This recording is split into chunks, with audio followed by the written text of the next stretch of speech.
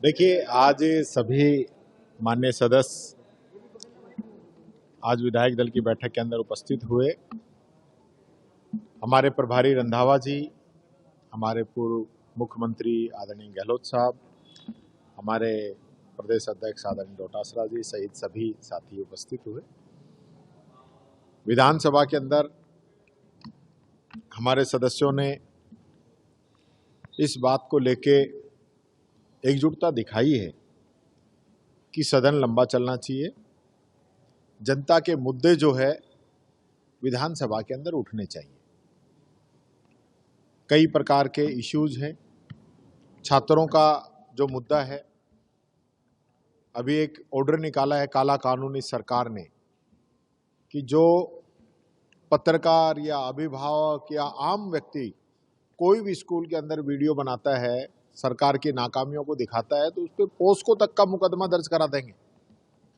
ये डराने वाला कानून है, धमकाने वाला कानून है। इसकी सभी ने निंदा की है। परसुताओं की मौत हो रही है, कानून व्यवस्था जीरो है। ये सारे इश्यूज जो हैं यहाँ पे चर्चा की गई है। किसानों के खाद नहीं मिल रहा है, आज जो स्थिति बनी हुई है। और मैं आज ये भी कहना चाहूँगा, जो मुख्यमंत्री जी बार बार ईवी बसों को झंडी दिखा रहे हैं, उनके नंबर भी आ गए कि नहीं आ गए। बजट में एक बार 500 और एक बार शायद 200 की घोषणा की थी, वो सारी बसें आ गई कि नहीं आ गई। कोई 20-25 बसें हैं, इन्हीं को बार बार झंडी दिखाते रहते हैं। और बजट घोषणा 3 साल की इनकी पूरी भी नहीं हुई है। तो जो जनता को गुमराह करने का काम ये कर रहे हैं, इससे विधानसभा के अंदर हम इन सभी मुद्दों को मजबूती के साथ उठाएंगे। हमारे कर्मचारियों के मुद्दे हैं, हमारे संविदा कर्मियों के मुद्दे हैं, हमारे अलग अलग कैटेगरी के अंदर जो कर्मचारी लगे हुए हैं उनके मुद्दे हैं, किसानों के मुद्दे हैं, युवाओं के मुद्दे हैं, दलित के मुद्दे हैं, मजदूर के मुद्दे हैं, व्यापारी के मुद्दे हैं, आम जन के मुद्दे हैं। उन सब मुद्दों पे सरकार को घेरने का काम करेंगे। सरकार को उसका आईना दिखाने का काम करेंगे कि 3 साल के अंदर इन लोगों ने क्या काम किया है।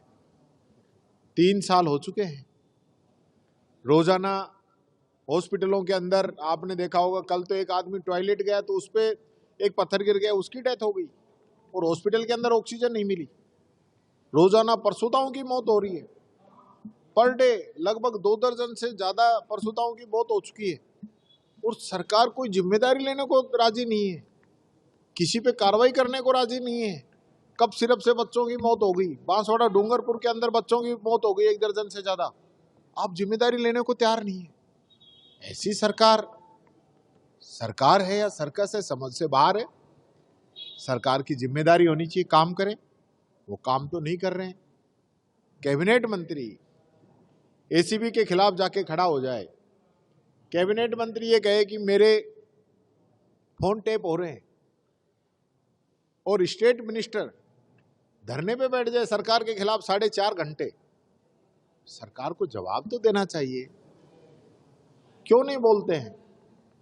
जब एक मंत्री ये कह रहा है कि कलेक्टर लूट के खा रही है, तो इसका मतलब सरकार लूट के खा रही है।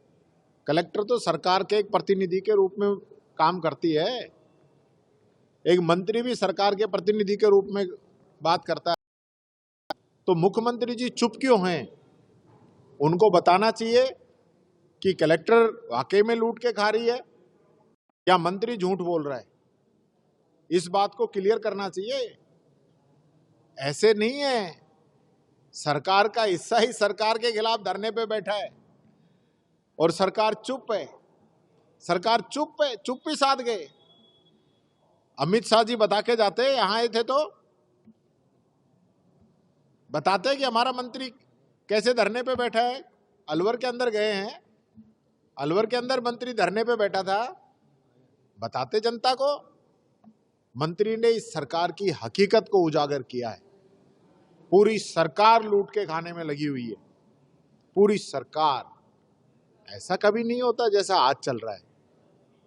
ये पोपाबाई का राज चल रहा है और अब ये चलने वाला नहीं है। नगर निकाय के जो चुनाव आ रहे हैं, उसके बाद पंचायती राज के चुनाव आ रहे हैं। सरकार को जनता आईना दिखाने का काम करेगी। ये जो जनता को गुमराह कर रहे हैं ना, बहुत दिन हो गए, अब तो 3 साल निकल गए, एक बजट और आना है बस, आखिरी बजट तो फिर चुनाव वाला रहेगा, तो करोगे कब? न यमुना का पानी आया, न नर्मदा का आया, न श्री राम जल सेतु का आया, और चंदा चोरी की बात करते ही तो इनके जो है पता नहीं क्या हो जाता है। मैंने कहा भाई चंदा चोरी के खिलाफ तो बोलो, ये तो मुद्दा जनता का है, जनता ने चंदा चढ़ाया है, तो बीजेपी चुप क्यों है? बीजेपी को भी तो उठाना तो चाहिए ना। चंदा चोरी पे बीजेपी को कार्रवाई करने की तो मांग करनी चाहिए ना। बड़े बड़े लोग बचाए जा रहे हैं। आज जो एसआईटी की जो जांच आई है उसमें भी बड़े बड़े लोगों को बचा दिया गया, बेचारा ड्राइवर, गनमैन, चपरासी, उन सब पे कार्रवाई करके, और 1500 करोड़ से अधिक का जो चंदा चोरी हुआ है उसमें क्लीन चिट दे दी जाएगी। फिर जनता को वही गुमराह हिंदू मुस्लिम की कोई ना कोई बात करेंगे, मुद्दा लेके आ जाएंगे और मुख्य मुद्दों से डाइवर्ट करना चाहेंगे। युवाओं के रोजगार पे नहीं बोलना, छात्रों के एजुकेशन पे नहीं बोलना, महिलाओं की सुरक्षा पे नहीं बोलना, किसान की आमदनी दुगनी करने की बात ही नहीं करना, डीजल पेट्रोल के रेट कम करने की बात कर रहे थे, हरियाणा के बराबर करने की बात कर रहे थे, गायब हो गए, जिक्र ही नहीं करते, जिक्र ही नहीं करते। नौकरियों की बात करते थे, जिक्र ही नहीं करते। अब ये कैलेंडर जारी करेंगे, अब ये जारी करेंगे, अब ये जारी करेंगे, कब जारी करोगे?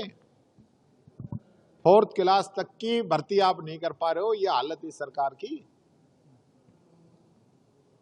यही निर्णय सारे हुए।